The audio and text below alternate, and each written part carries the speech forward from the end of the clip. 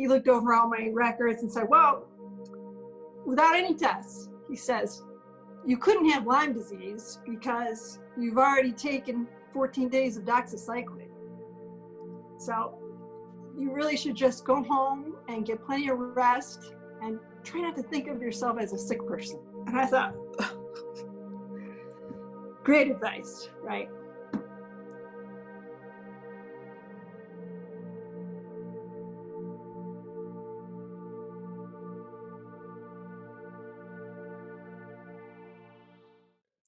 Hey guys, this is Dr. G. Awesome. We have Holly here, the author of The Healer Within. So excited because she has so much to share. And lately, as you know, my message has really been, diet and exercise is wonderful and profoundly necessary and fundamental, but there's so much more to it. And so the title, I said, resiliency versus resistance, I think is apropos, is really come to home. But there's Holly. How you doing, Holly? Okay. Hi. Thanks for having me. Oh, wonderful. So when I saw your book, not only was I utterly flattered that you had mentioned my name, but your book is profound in such a way that it really touches on what message I've been kind of receiving lately is, yes, there's ways to heal. And we could look at the things we could grasp, like diet, exercise, all that. But then there's so much more. But can you tell us a little bit about your story? Well, I got sick in 2012, like I say in the book, and it happened just overnight. I was a otherwise healthy person, in my opinion. I ran. I was never overweight. And I had 2 young kids at the time. And to be honest, my life was kind of stressful at that time. And like most people, I was juggling at work and just all these things at once. And I felt really run down. And then I had a fairly benign health event, and I went to the urgent care, and they gave me an antibiotic. And it was, relatively common antibiotic. It wasn't like Cipro or anything that you associate with problems. And I took the antibiotic, and within a day, I was finding that I had extreme joint pain, and boy, I must have the flu or something worse. I didn't know what was going on, but I did notice that no one else in my family was getting what I had. And so I was alarmed. So I started going to as everybody else who goes through Lyme kind of experiences, I started going to doctors, and I'd go through all the, the rigmarole of the blood work, and they wouldn't find anything, and they'd send me home sick. And I just kept getting perpetually sicker until eventually I ended up completely bedridden at 36 years old with 2 kids in diapers. And I had to move in with my mom and dad about 4 states away. We were in Michigan at the time, and they were in New York. My husband, he still has a very demanding job. And so he would be traveling, and I just needed help around the clock. So I had to move in with my parents. For him to see me, he'd have to drive 4 states on weekends. And once I got to my mom and dad's house, I continued to go to doctors, and they couldn't find anything wrong with me. And I was the sickest person you can imagine. I could barely walk to my mailbox and back. My mom was making me meals. And yet I go to the doctor, and they would act like there's nothing wrong with you. Not just act like, they would tell me that. Well, I had in my mind, I knew I'd been bitten by a tick several years before when I was running. And I had the classic bullseye rash on my left bicep. And I'd gone to the doctor for that. And he looked at it and felt it was fading, said, don't worry about it. You don't have Lyme. And at the time, I was too young to push him. I didn't have the confidence. I always feel like doctors know best, right? And I didn't have any experience of being sick. I was always healthy. So that went on with my life. But I kept thinking in the back of my head when I was having all these weird symptoms, maybe I had Lyme disease, because when I do the research online, my symptoms matched. So went to the doctor, they tested me for Lyme, came back negative. Yada, yada, yada. Months later, I went back to another infectious disease doctor, and I asked her to test me again. And finally, I tested positive for Lyme. So it took me over a year to test positively for Lyme disease. And, you know, by the time you're sick for that amount of time with an infection, or, you know, you're a disaster. How does anybody treat you at that point? Where do you even start? I started with antibiotics, and the antibiotics made me sicker. Eventually, I just thought I was going to die. I had to quit the antibiotics. And at that point, nobody knew what to do with me. I went to the Cleveland Clinic, and the top infectious disease doctor at the Cleveland Clinic, he looked over all my records and said, well, without any tests, he says, you couldn't have Lyme disease because you've already taken 14 days of doxycycline. So you really should just go home and get plenty of rest and try not to think of yourself as a sick person. And I thought, great advice, right? Only it's so easy to talk yourself out of a chronic and debilitating, you know, problem. But that's the problem with Lyme disease, is that I look just like this when I was fully sick. And so the doctors look at you and they think, how sick could you be, right? You have no idea. It's an invisible disease, and it's really unique to Lyme disease. There aren't many other diseases like that where you're chronically sick and you can't function. People look at you like you're a faker, you know, you're just not trying hard enough. And you know, it was a true nightmare. So I had to align myself with holistic practitioners and functional medicine, and that's when I slowly started to come around. But it was a long process road. Right, right. So where did you start? I mean, here you are, you're sick. Yeah. You have no support of the doctors. I mean, of course you have your family, but where did you begin? Like, how did you find the energy, the strength to pursue? That's a good question, but it's, when you're a parent and you know going through what you're going through when you have kids, quitting's not an option, right? I would lay in bed and think, I got to see my kids grow up and they're going to need me. And I would think about how my parents were taking care of me when I was sick. I like, you know, you're never at an age where you don't need your family or help. And I just had to get better for my kids. And so I thought, you know, I'm going to figure this out. And so I'd spend all my time in bed researching on my iPad. I just started chiseling away. I didn't know what to do. I kind of just took a basic fundamental approach.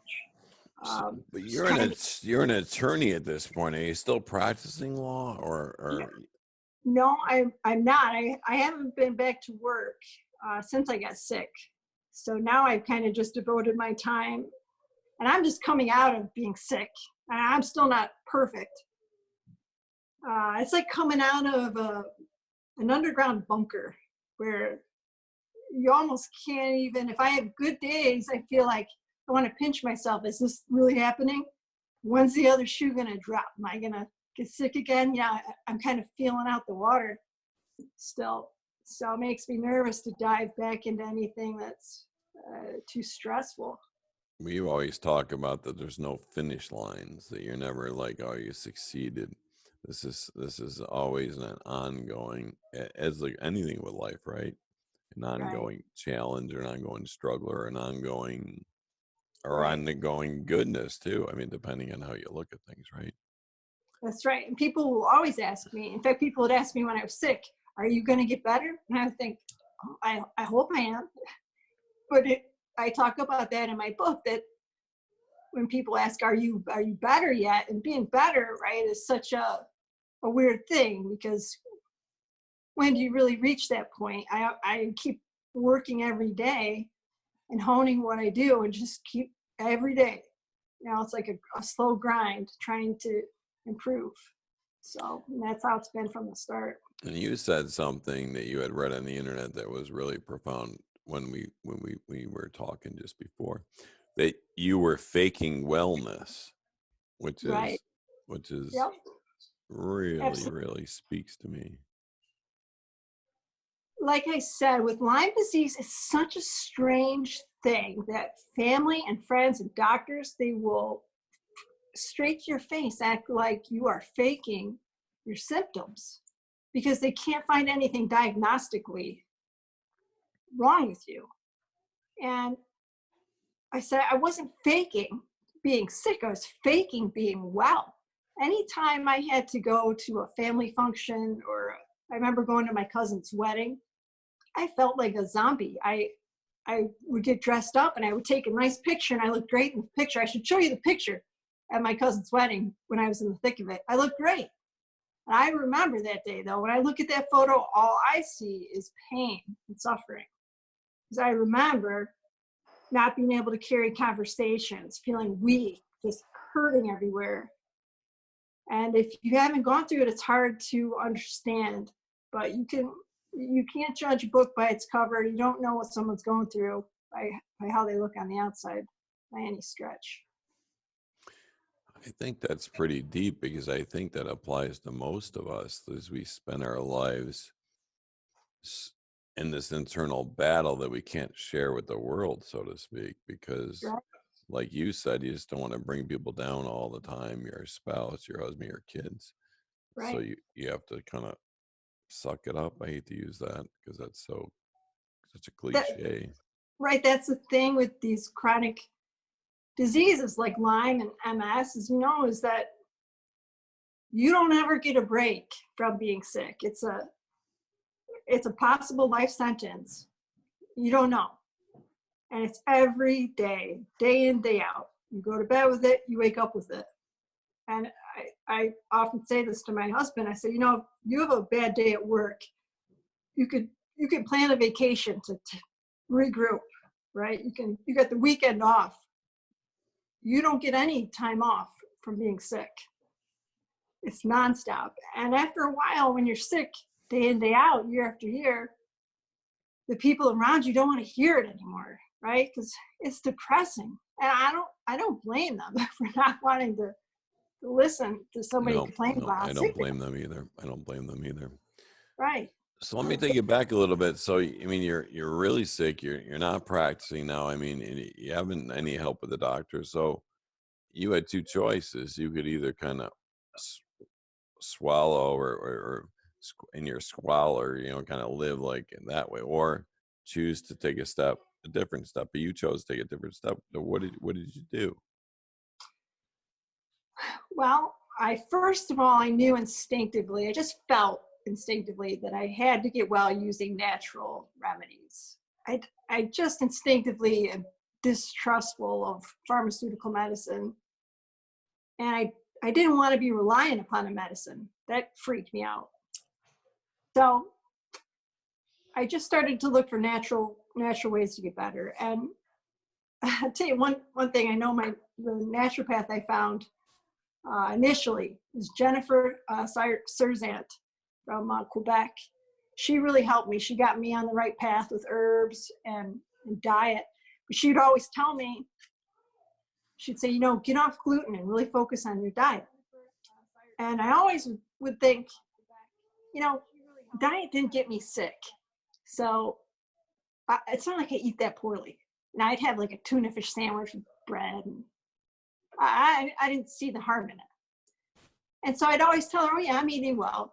I would cut back on gluten, but I wouldn't eliminate it completely. And I wasn't, I was improving, but I wasn't really, making significant improvements. And so I realized, I'm like, I'm in trouble if I don't turn this around, because I am non-functioning completely, pretty much. I'm not getting worse, but I'm not, I wasn't making the progress that I should have been. And so I started to think more about diet. And I thought, is she right? am I doing this wrong? And that's when I found walls, that TEDx talk at first. And I thought, you know what? I'm either going to live or die, but I'm going to die trying. So this diet thing's going to work. If it could reverse MS in Dr. Walls, maybe it's going to help me with Lyme. And I knew I had autoimmune problems. I had vasculitis, which protects your blood vessels, and also Raynaud's and thyroid problem. So I dove into Walls and really committed. I thought, I'm going to stick to this for 6 weeks. I'm really going to commit for those 6 weeks and see how far I can get. And would you believe, after 6 weeks on Walls, my joint pain was gone. And I thought, oh my gosh, this is earth shattering to me. It was all I needed. I wasn't healed. I had a long, long, long way to go. But I couldn't believe, for the first time, I'd look at my knuckles and they weren't swollen and red. And that's when I thought, wow, this is not a joke. And my naturopath had been telling me all along, get serious about diet. But I didn't, till I found Walls, and yeah, she really tees it up for you with the science and explains it. And I was like, I get it. Now I know when I eat potato chips, what's going on in my body. So I'm not going to eat that stuff. So where did you start with Walls? 1, 2, 3? Yeah. I wasn't perfect with Walls, but what I did do for those first 6 weeks, I was perfect about being off of gluten and really limiting my grains. Right now, I'm middle for Walls. I don't do the top, the third level. And the research shows that neither 1, level 2, or 3, depends on the person. One may not be better than the other. Right, and I'll fluctuate. Sometimes if I start having symptoms, if I don't stick to it, my symptoms will creep back. So like she says, it's not a cure. It's a lifestyle. I don't consider that a diet, what she proposes. Right. But I think it's how we all should eat. I think it's how I advocate everyone in my family. They have any sort of problem. I ask them, what are you eating? You're eating bread, you're eating pizza. And rarely do they believe me, but. Right. So tell me about the family dynamics. So you have, of course, you're married and you have 2 children. 2 children, right? And it was really stressful. Obviously, you can imagine, and you understand. Yeah. Extremely stressful on our family because mom is like the center of the family, Of the course, universe, of course, the kids, and of course. So it was traumatic, and that's another aspect. And we talked about this before we started, is the traumatic component of being sick. It's not just that you're sick, you almost develop post-traumatic stress from it. It's really a traumatic event. It's you literally had your life stolen from you. Is there anything worse than that, right? Other than death or your child, and something bad happened to your child. So you're always, even as you improve, at least me, always anxious about, is this going to come back? I always, that's one problem, worrying and your what if all the time in your head. The future, tough Right. to be in the present. Right. And so the Walls, I mean, you've done so many things in the book. So Walls, but then you also did Mats, in which you were explain some of the other things you were doing, because you seem to cover so many modalities. I didn't leave any stone unturned. So No. I would just go out and research. If somebody said something helped, I would look into it and I'd consider it. And if it seemed legit, I would try it. So like a Rife machine, I tried Rife. That didn't do much for me. Explain what Rife is. It's frequency. It's the concept that certain frequencies will kill infections in the body. So you hold on to these rods, and an electrical current comes through, and it penetrates the body, and it meets the currency or frequency level of that infection, and so it'll knock it out. I'm not theoretically. doing the science justice behind that. But But theoretically, you're absolutely right. That's what they're talking about. yeah. All So right, so it sounds like it'll work, but you know what? I've tried so many things. I've bee stings, a cow brain. I mean, I would like you. I just kept trying and trying and trying. So tell me some other things that you have done. the salt sea protocol, which I think in hindsight was pretty dangerous, where you take high amounts of salt and then high amounts of sea at the same time. I did IVs of vitamins. I did IVs of ozone. I bought a PEMF mat, pulsed electromagnetic frequency mat. Which are not cheap. Not cheap. Nothing's cheap, right? Nothing's cheap. And to be honest, the most powerful tool was the cheapest tool, was that $19 Walls book that I bought. And today, so now that's all I focus on is what I'm eating and herbal protocols, because I found herbals to be very, very incredibly powerful. Explain a little bit of that. What type of herbal protocols you I've tried so many, I can't even tell you one or the other, but for example, I'll just talk to you real quick about insomnia. I had really intense insomnia for 2 years, and I thought I was going to die from the insomnia. It was so bad. I tapped out and I went to the doctor to get prescription medication for it, which in hindsight was a mistake because it made my insomnia 100 times worse. And finally, after some testing with my functional medicine doctor, it was clear that my cortisol levels were really high at night when they should be low.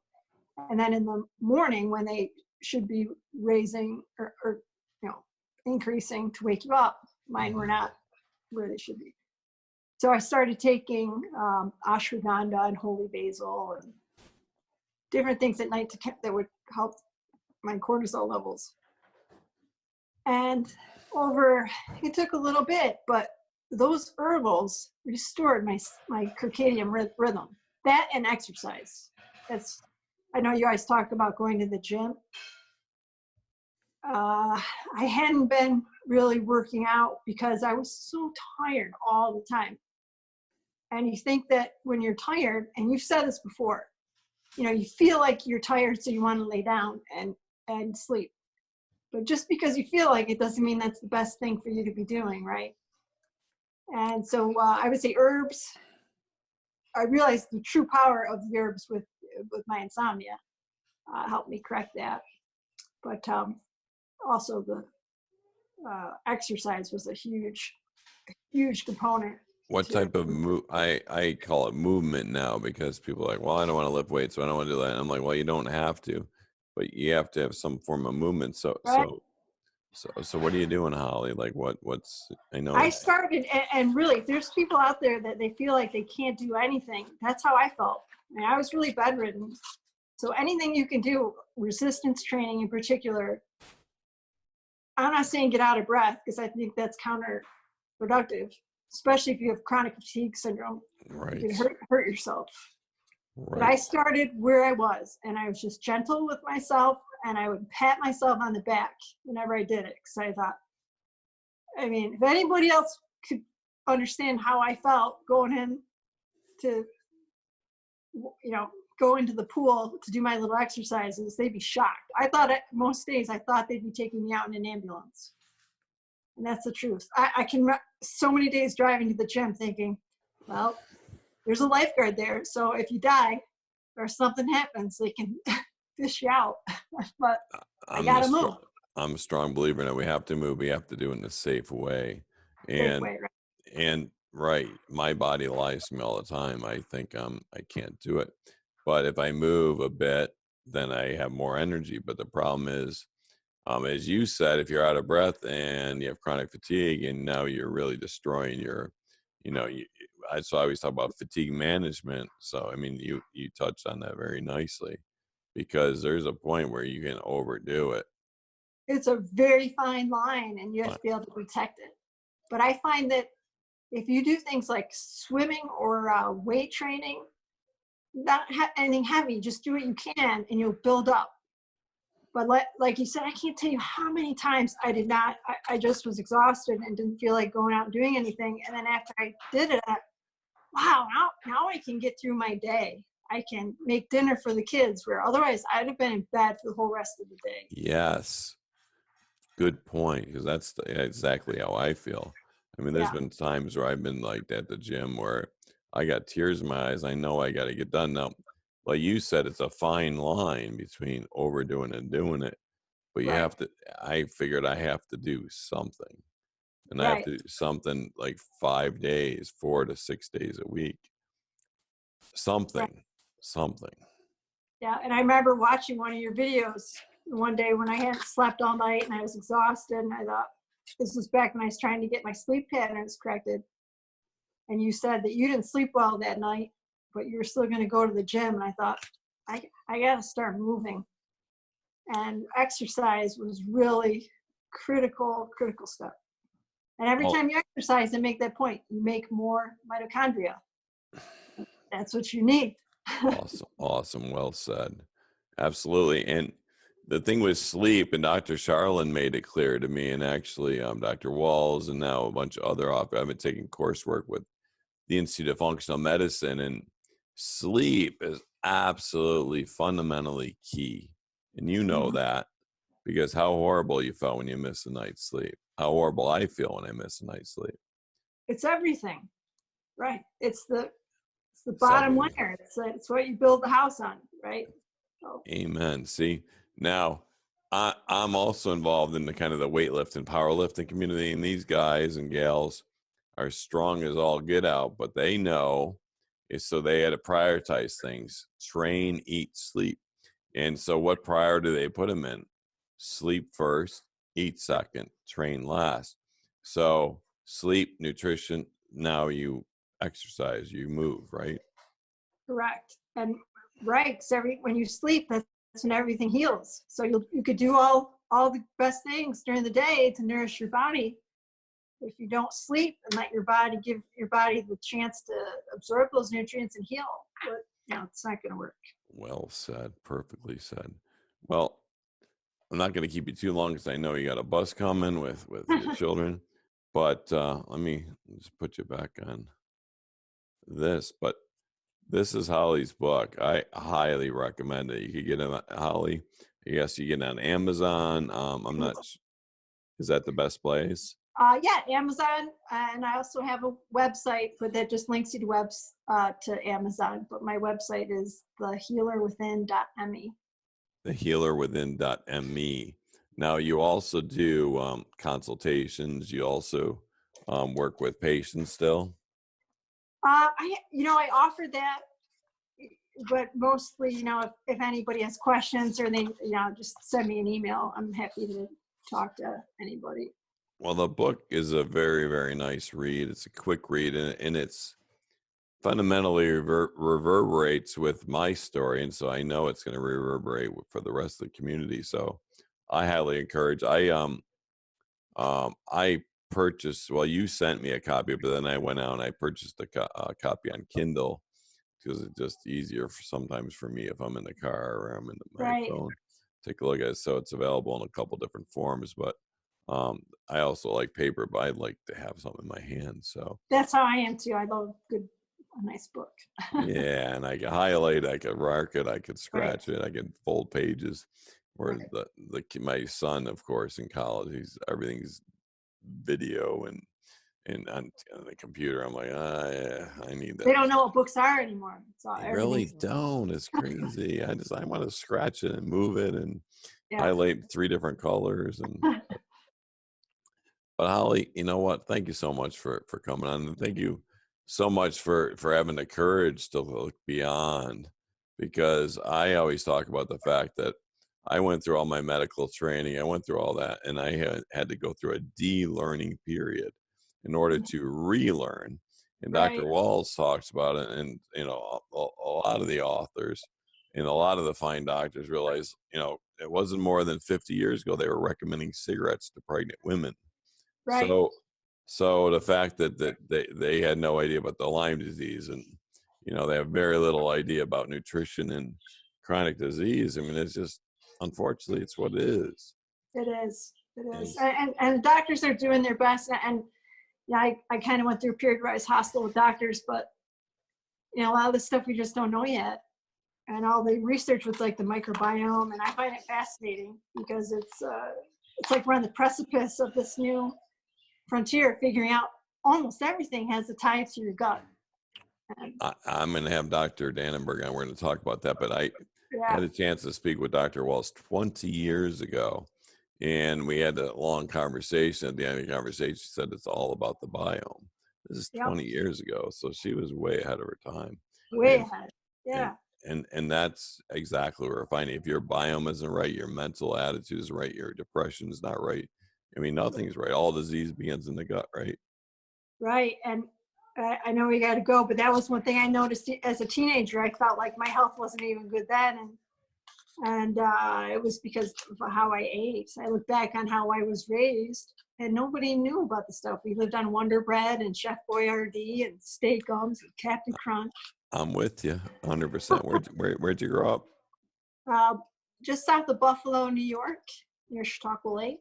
That's so funny because I grew up South Buffalo in Springville and Yeah, in Boston and in Hamburg, and I'm yeah. near the Bill Chicken State. wings and beef on Chicken whack. wings and pizza and buck and yeah, I miss beef on Right, wick, but I can't eat beef on wick. All right, I'm right. going to give you the last word because what your message is rather profound.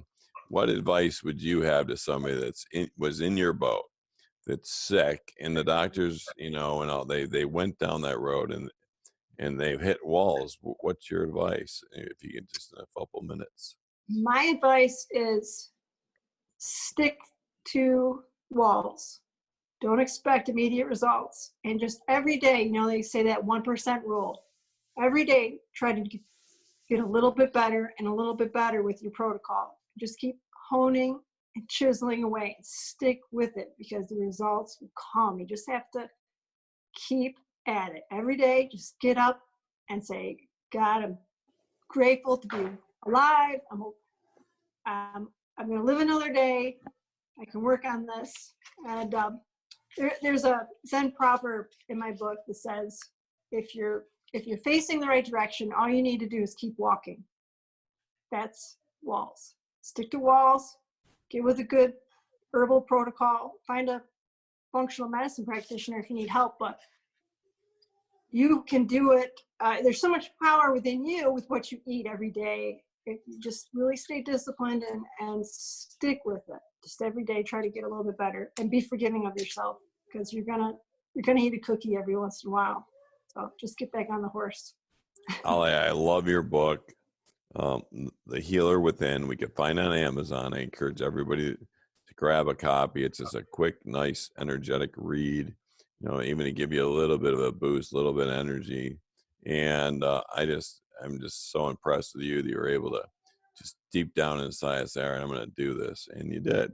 And you continue to. And we realize there's no finish lines, but you're at it every day. So thank you. Thank you for having me. And I just want to say too, it's because of people like you that came before me. You were a huge motivator, and you are still a huge motivator to me because I still have bad days like everybody else. So thanks so much for having me. I appreciate it. It goes right to my heart. So thank you. Yeah, you have a good day. Enjoy that family, and Yes. just keep at it. And we got to check in with you now and then. I want to see how you continue to improve and how your life continues. I love it. Sure, I'd love to. Be well, Holly. All right. Thanks so much. Have a good night.